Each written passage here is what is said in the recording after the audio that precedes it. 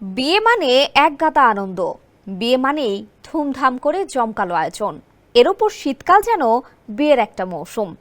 ঠিক এই সময় বিরল নিষেধাজ্ঞার পায়তারা চলছে পাত্র পাত্রীদের ওপর।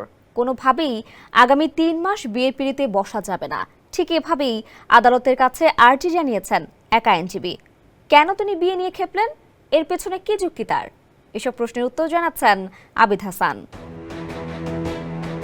তীব্র বায়ু দূষণের কবলে পাকিস্তান, বাধ্য হয়ে বন্ধ করে দেওয়া হয়েছে পাঞ্জাবের স্কুল। সরকারি অফিসে অর্ধেক কর্মী অনলাইনে কাজ করছেন।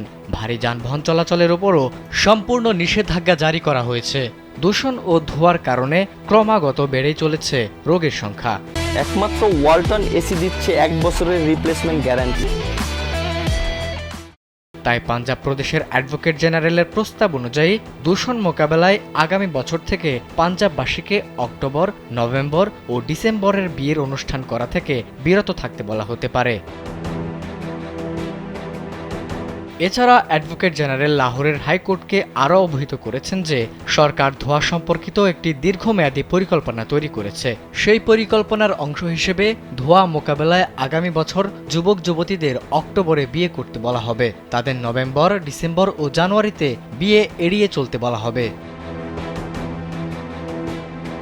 এ বিষয়ে প্রশাসনের যুক্তি, বিয়ের অনুষ্ঠানে শব্দবাজি, আতশবাজি পোড়ানো হয়, যার ফলে বৃদ্ধি পায় দূষণ, যার ফলে দেয়া হয়েছে এই নির্দেশনা।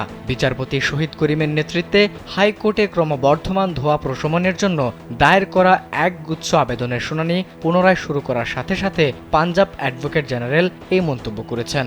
এ বিষয়ে সরকারের অবস্থান তুলে ধরে অ্যাডভোকেট জেনারেল বলেন, এ বিষয়ে প্রতিটি বিভাগকে একটি করে কাজ দেওয়া হয়েছে। ধোঁয়া নির্গত হয় এমন যানবাহন এখন রাস্তায় চলবে না। অন্যদিকে শুনানির শুরুতে বিচারক বলেছেন, এটি একটি গুরুত্বপূর্ণ মামলা ছিল। পাকিস্তান সরকারের এখানে উপস্থিত থাকা উচিত ছিল। সরকার এখনো কিছু করেনি এবং তিনি প্রতিদিন সেই বিষয়টা তুলে ধরছেন। বিশ্বব্যাপী সবচেয়ে দূষিত শহরের এয়ার কোয়ালিটি ইন্ডেক্স তালিকার শীর্ষে রয়েছে পাঞ্জাবের প্রাদেশিক রাজধানী, দ্বিতীয়তে ভারতের নয়াদিল্লি এবং তৃতীয় স্থানে রয়েছে কঙ্গোর গণতান্ত্রিক প্রজাতন্ত্রের কিনশাসা। আবিদ হাসান, কালবেলা।